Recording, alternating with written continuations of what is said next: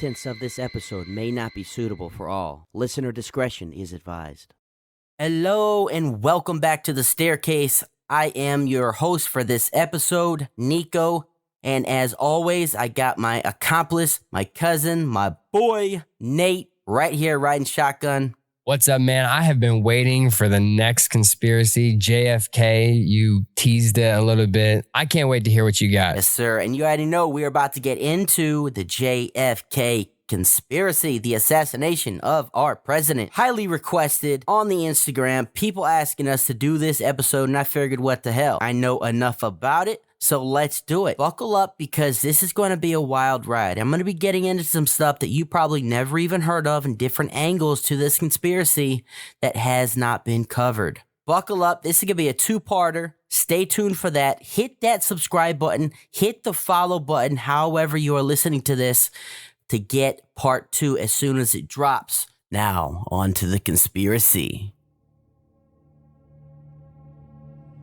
The mother of all conspiracies, the granddaddy of them all, the assassination of President John F. Kennedy. There's been many books written, hundreds of not thousands of hours of documentaries done on the matter. Yet there's still so many questions surrounding that day in Dallas that are unanswered. We know that the 35th president of the United States was killed on November 22nd, 1963. And that's literally all we know for sure. Yeah, what do you mean that's all we know for sure? I mean, that's the only straightforward Well, I mean, evidence, those are the facts irrefutable facts that we know that happened that day. We know somebody died. We know somebody pulled the trigger and killed the president. Yeah. But that's really it. We know it happened in Dallas. You know, we know it was JFK. Those are irrefutable facts. That's what I mean by that. Got it. The official story is that, of course, Lee Harvey Oswald, the lone gunman, fired 3 shots with only 2 bullets actually hitting the president. This is known as the magic bullet theory. I have heard of the magic bullet theory, but I'm not really that familiar with it. So that's the official story, yet it's still known as a, quote, theory. One thing that is interesting and I want to point out here is that the Secret Service chose that route they took that day, even though there was an estimated 20,000 windows. So buildings surrounding them, high vantage points, 20,000 windows. Just think about that. Yeah.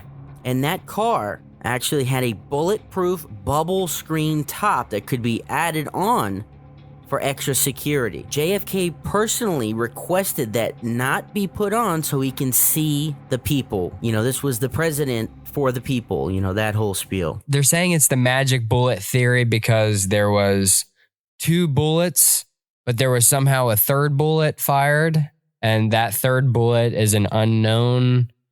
Like, if it came from his gun necessarily, but the theory is that it did. So this is very interesting because supposedly a bullet did all this damage, you know, hit JFK, went through him, went through the seat, and actually went through JFK's hand, went through the seat, then the governor, and then they find the bullet fully intact. I would think that bullet, like you're saying, would be disintegrated or somehow messed up in some way. Yeah, right, exactly. Then, of course, the final shot was a headshot, the actual kill shot of the president. Many think the kill shot actually came from another angle. This is known as the Grassy Knoll conspiracy. Do you know anything about that? You know, I've heard these theory topics, like the names of them.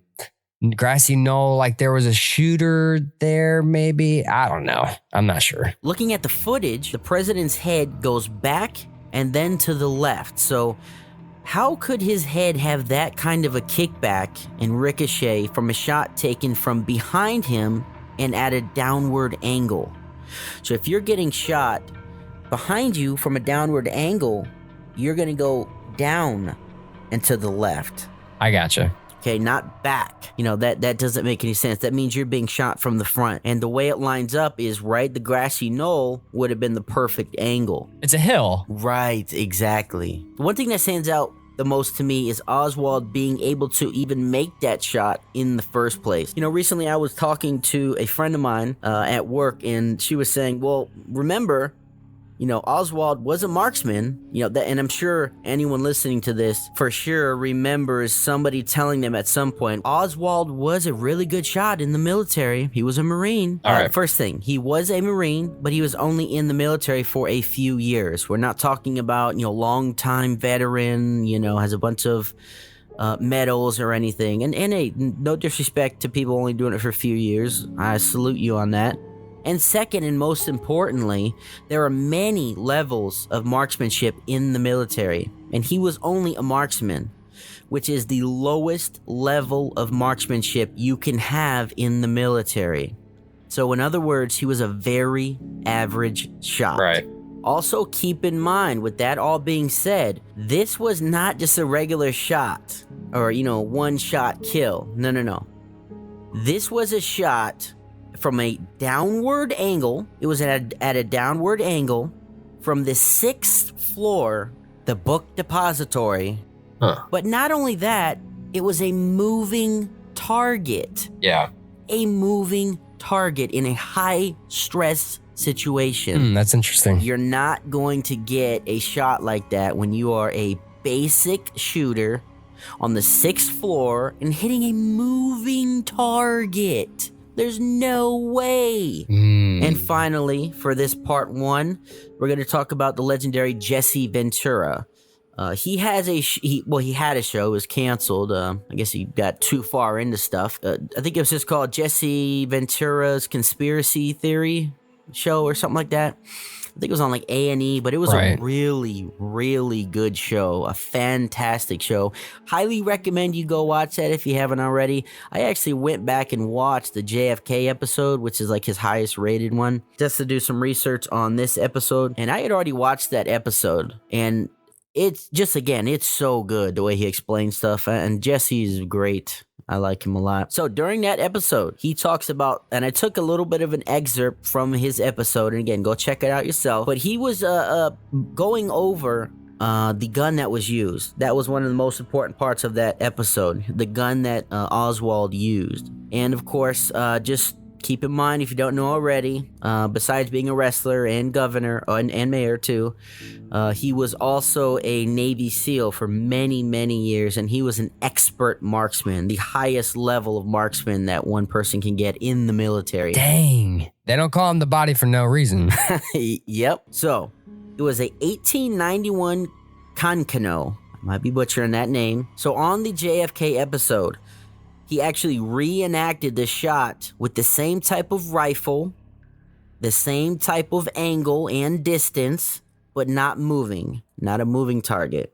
And basically what happened is he got one headshot out of I think he did it 8 or 9 times. That's at least what they showed, somewhere around there. So when he tried to shoot this gun, he was up 6 stories. So, on the little cherry picker or whatever. Everything was the same gun, all that, and except for the moving target. And Jesse got a one kill shot, headshot rather. He did land a couple others, but the problem he had is the gun is, in his words, a piece of shit. So, okay, it ain't American made. It's shit. Okay, those were his exact words. Oh, this thing's a piece of shit. Is it possible to reload fast enough? I mean, if you're an expert marksman, I guess he's an expert marksman. He wasn't able to. Yeah, see? And that's kind of across the board. People not liking the gun, saying it's cheaply made, piece of junk, all that. And nobody was able to really reload the way he did. And, he was a really basic marksman. And it's really hard to shoot with a bolt-action POS rifle, and that's what kind of told me this was not really possible. So that is part 1. I'm not going to go any further down the rabbit hole.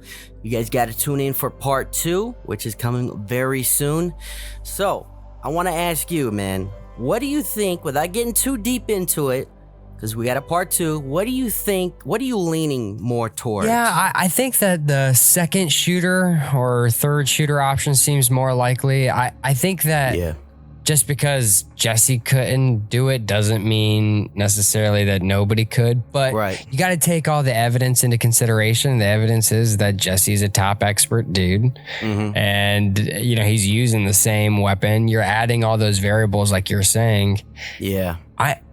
I feel like it's hard, man. It just seems like too much for it to not be, I don't know, like something more to the story than just this. It feels like there's like, I know there's still missing puzzle pieces that like I'm trying to formulate like, yeah, okay, I guess it could be him that, you know, pumping that weapon again. And, you know, but it seems like that's all crazy. Like what's all the rest of the details? What else is going on here? Yeah, I got you. So that is why we're going to be doing a part 2, and we're going to get into a lot of other variables to the story. So like the CIA connection, the mafia connection, you know, La Cosa Nostra. A lot of people say that they were involved in that. I'm going to be going over a lot of different areas in that. And there's a lot more, you know, what happened after the shooting. What was Oswald's take? What happened to Oswald after that? So that is very exciting. Be sure to tune in for number 2. However you're listening to this, whether it's on YouTube or Spotify or whatever, follow us, subscribe, you know, let us know what you think. Follow us on Instagram. Go to staircasestories.com for all the links. And we'll see you guys next time on The Staircase. Later. Peace.